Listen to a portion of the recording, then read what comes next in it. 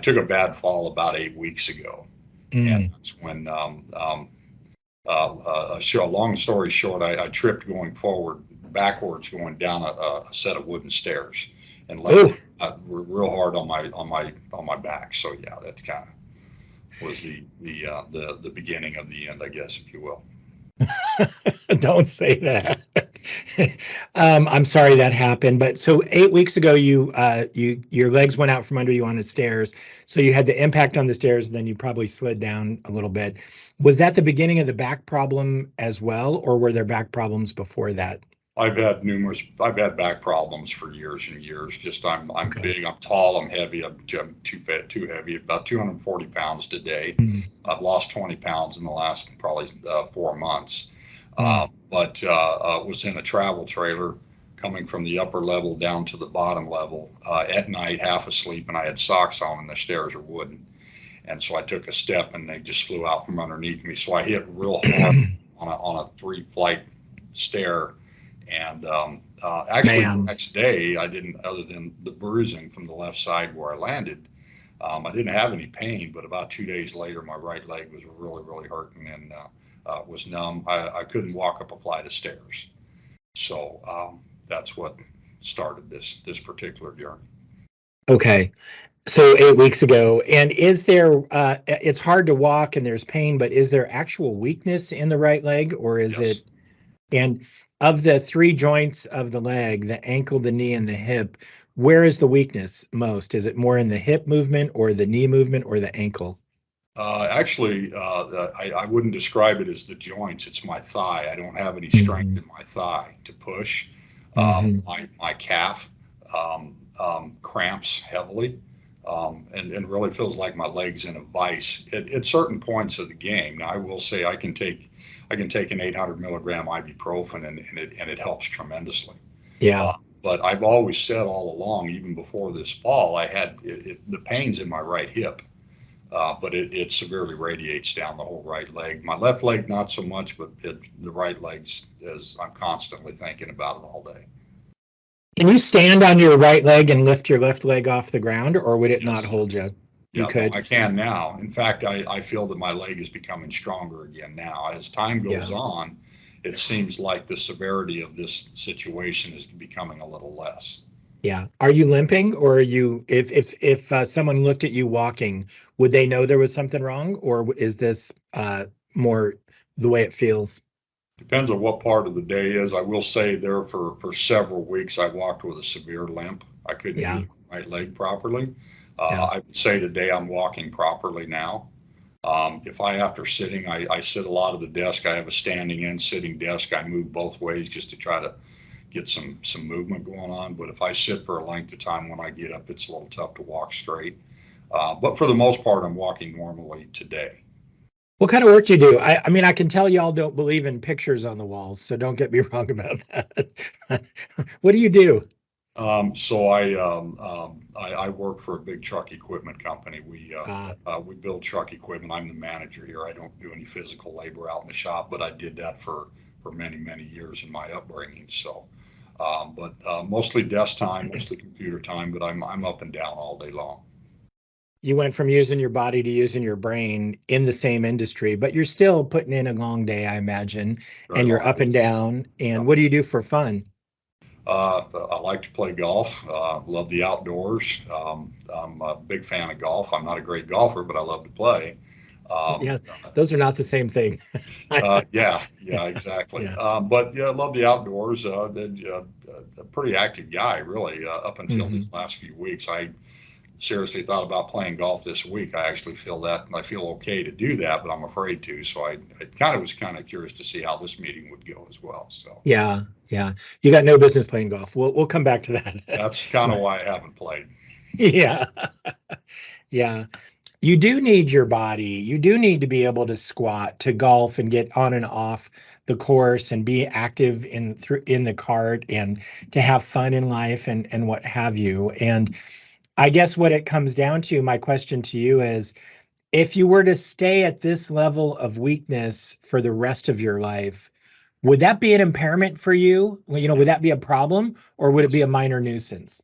I think all of the above. I don't like the way I feel right now, and it consumes my, I think about it too much. It's, I'm just, Sure. I'm not in misery pain. I'm uncomfortable. I don't want Yeah. to stay this way. If I can, what whether it be therapy or whatever it takes, I definitely, I, I don't feel comfortable the way I am. And I understand you saw a surgeon, and the surgeon recommended laminectomy surgery. Is that correct? To my understanding, yeah, basically the way it was explained to me is the disc is pressed against the nerve to my leg, and that needs to be cleaned up a little bit or trimmed or whatever the terminology is. Yeah. And did you have you seen a pain management doctor and had any epidural injections or no? I've had lots of back problems over the years, mainly more so just you sneeze and Yeah, you're done for a week, and then right. so there I finally learned that I would go to my primary care physician and I would get they called them trigger point injections, and they helped in the recovery. From being a week of miserable, in a couple of days you felt 100% better. Yeah. There was a point back in November of 22. Um, I had gone on a hunting trip and I was in a Jeep for several days. Not necessarily rock crawling or anything crazy, but just trail riding for several days. And a few days after I got home from that trip, my whole right leg began cramping severely. Uh, Mm, a lot of pain in the hip again, type of thing. And so I went back they gave me trigger point injections in my back as well as in my hip. Not a lot of relief at that point. So they sent me to Desert Spine here, and they gave me an epidural in the back. That helped. I felt that mhm. it made my legs weak when they did it, but it did help. Um, um, After this recent fall, I went back to them again after my leg went numb, and they tried the epidural again, but they also told me with this recent MRI that they didn't know that it was going to help.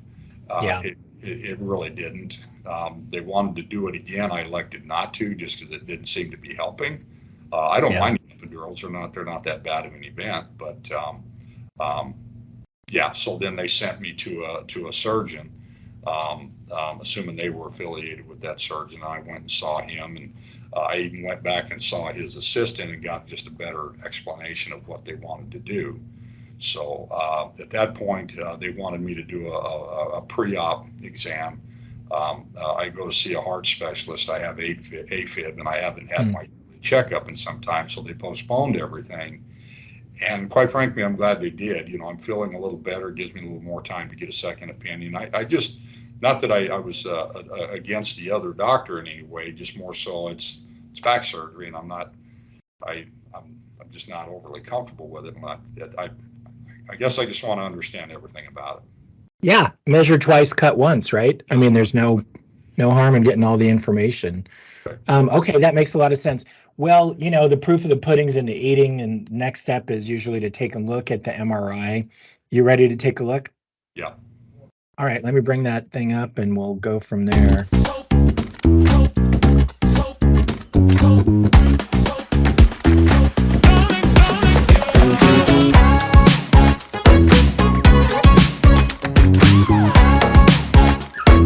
All right, well, this is what they call a sagittal cut through the MRI. And what we're looking at here is this is your back, and this goes up toward your head, and this weighs down toward your bum. If Okay. you put your hand on your hip with your thumb toward the midline toward your spine, that thumb would be right here and it right here. And if we go in from that level, we see the L4, L5 level. Some people are wired a little bit different. You could call this your L5S1. It doesn't matter. But anyway, let's call this your L4, L5. Mm-hmm. And then you see in that level, this is the disc. And I want you to compare that for a second to this, Yep. because this is 17-year-old you. Mm-hmm. This looks great. It's healthy. The disc has got nice height. The end of the disc is right flush with the back of the bones. This disc, if we would have done an MRI on you in high school, it would have looked like this, and probably. And then this one is, you're about the same age as me. This is today, where there's been a lot of wear and tear and the disc has lost height, but still, this disc ends flush with the back of this bone. And then we've got the white is the spinal canal. Okay. But this disc, the L3, L4 disc, it doesn't end flush with the back of the bone. The bone ends here, and this disc comes out and is protruding into the canal. And that, because the disc has herniated out like a hernia in your belly, it's herniated out from where it should be. This is called a herniated disc. Okay. And in your case, it's between the L3 and the L4. Does that make sense to you? Yes. Okay, let me dig up. I want to show you something. All right, this is a picture of what's going on with you, where we've got the back pain that we know about. And if we look at a drawing of the inside, this is a bone, this is a disc, this is a bone. In this one, we can see the discs have two components. There's this outer part that's kind of light blue here, Yeah. and that's the hard part, the tough part of the disc. This guy's like layers of Gore-Tex. So really, really strong. It'd be like a strap on a boot or something. Really, really strong material. This stuff, the dark blue, is softer. It's more like crab meat. It's a softer, less lower consistency cushioning kind of material. This is where the nerve root comes out of the spinal canal. And what we see here on this side is the outer part has ripped and the inner part came through. That's what happened when your butt hit the stairs. Then this part, the nerve root was impinged and then it's red because it's inflamed. That took about 48 hours to build up that inflammation. That's why you didn't have the leg pain at first. But as that swelling set in, what you're feeling is that swelling and that irritation of this nerve root. Now, when we look at your MRI, the different nerve roots do different things. But in particular, the nerve root that comes out between L3 and L4, the one that comes out, if we take this, where this disc is, if we look at that in a side cut, so we can see where the nerve root comes out. On the left side, the nerve root comes out through this little white hole. But on the right side, that white hole is completely impinged upon by the disc, the herniated disc. Can you appreciate that? Yes, I can see that. There's two other things in this picture that have a big impact on your life. And one of them is this right here. This white line is swelling in the joint. And swelling in the joint is not, fall down the stairs didn't help, but that off and on mechanical back pain that you got the trigger point injections for, that it kind of feels like it's in your hip and often your butt. Pain starts off to the side of the back, goes in your butt, feels like it's in your hip and burns on your outer thigh once in a while. That pain is from that swelling in the joint. That's called a facet joint. And a problem with the joint is called arthropathy. So that's doctors call that facet arthropathy. That's one kind of pain. That's not the weakness in the leg. That's not the pain down the leg. That weakness in the leg and the pain down the leg, don't get me wrong, we know what that is. That's the irritation of the nerve root. But that joint pain is the other thing. There's one more thing I want to show you on that MRI, the second thing that's important to you, and that's this. This is the level. Remember that good level, the high school disc? That's Yes. right here. And this is totally healthy. Your spinal canal should be round like this. And these nerve roots, they look like dots, but they're not dots. Think of them like spaghetti. If you held spaghetti on end, it would look like a bunch of dots. If you kind of held it up like this and looked Yeah. at it, you would see the long tubes of spaghetti as little dots. That's exactly what's going on here with the MRI. These are not dots, they're spaghetti tubes. And those tubes are going up and down your spine. Remember, you're laying on your back in this MRI scanner. So these tubes, when we go down that level, oh, sorry, I'm going the wrong way. When we go down to where it's the herniated disc is, this is no longer round, it's a triangle. Now, that triangle was not caused by this fall. That triangle is called spinal stenosis, and that's something that you've been developing over time. So you had your herniated disc at a level where there was already two unwelcome guests. Number one, it's like having two mother-in-laws. No, I love my mother-in-law. Hope you do too. But so one unwelcome guest was that facet joint swelling. The other unwelcome guest was that triangular narrowing, the spinal stenosis. The reason I bring this up is twofold. First, that stenosis at your age is never going to get better. It only gets worse.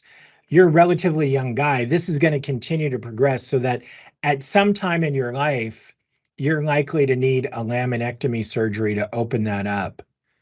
So your choice is not between having surgery or not having surgery when you look at that choice over the rest of your life. Your choice is between having surgery now or not having surgery until later, because either way, you're ultimately likely to have surgery.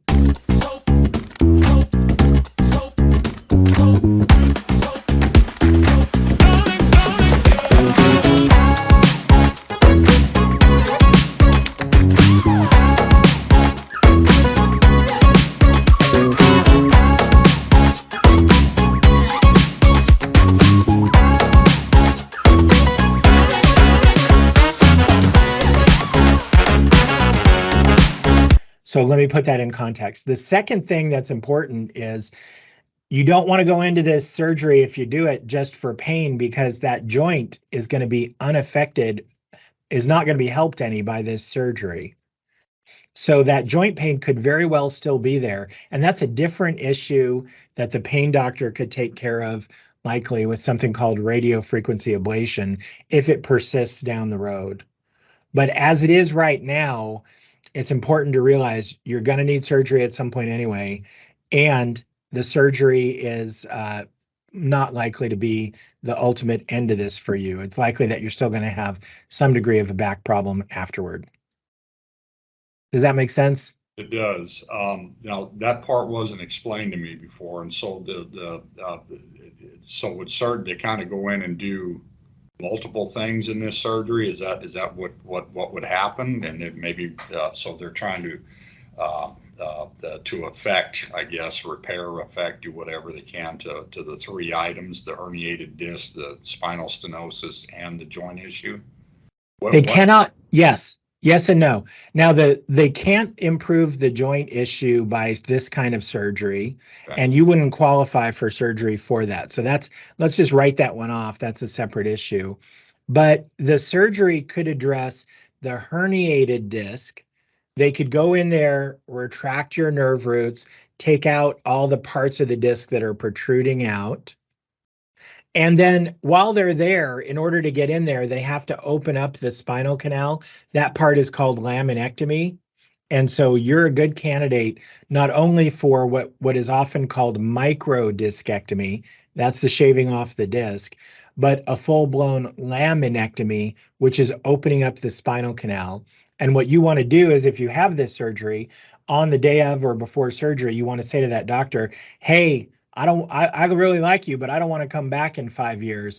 Make sure you open that up enough, do enough of a laminectomy that my spinal stenosis is no longer an issue.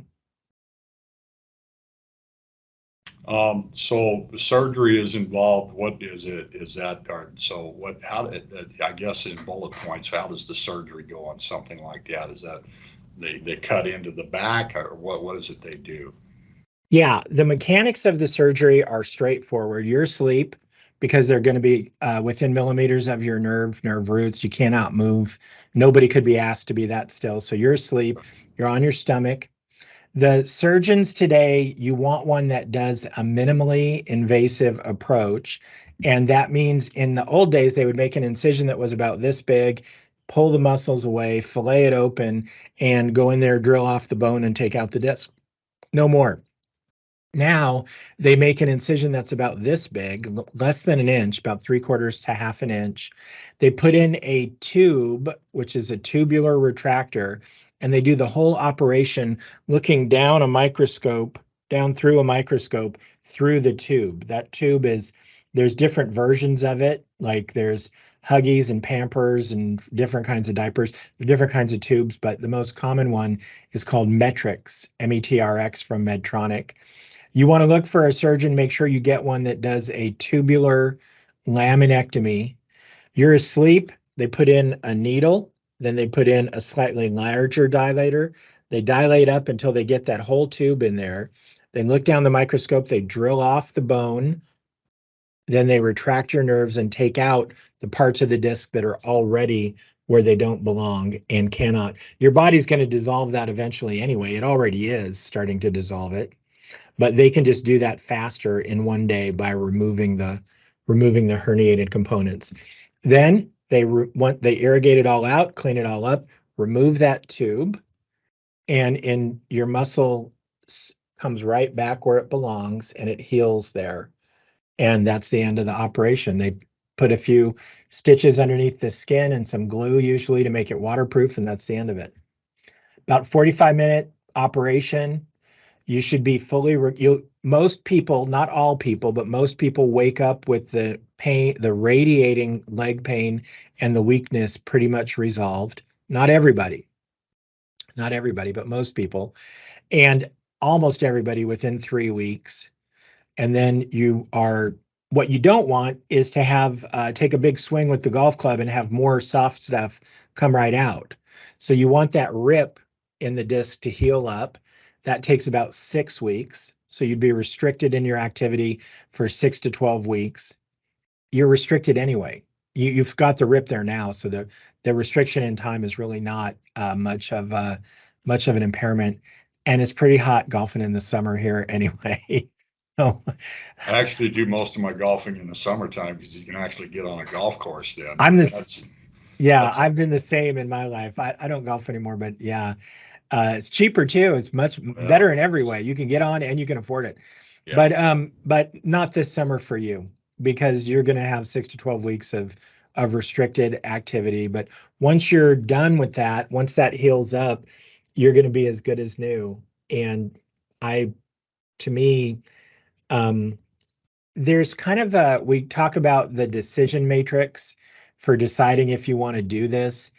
And there's basically two things you got to consider. The first is, do you have unbearable pain? And I would say the answer in your case is no. Your pain is not good, but it's bearable. You're talking to me, you're not driving to the ER. Right. So you're okay there. But then the second is, do you have functionally limiting numbness or weakness? And you do. You do. Yeah, it's getting a little better, but if you were to stay this way permanently, you're not in good shape. And your best chance of getting completely better is to get the nerve root decompressed. And so I would say that the surgery is certainly indicated. Okay, so you're a good candidate for surgery. Now let's balance that against the risk of having the surgery. One of the risks is tear in the spine, in the fluid, causing a fluid leak by tearing the lining of the spinal canal. Unlikely, could happen. If it does, the surgeon will fix it. So probably not a very big risk. Another risk is that the disc will herniate again anyway. Well, you got that risk whether you have surgery or not. So, it's not really that big. It's a significant issue, but it's not that big of a risk in the decision making. You might have persistent back pain, and I think you will, to be honest, because you've got that swollen joint. So it doesn't enter into the decision making. But then the last thing is your chance of being neurologically worse, that's where I think the surgery is much better. Your weakness is unlikely to get worse. It's very much likely to get better.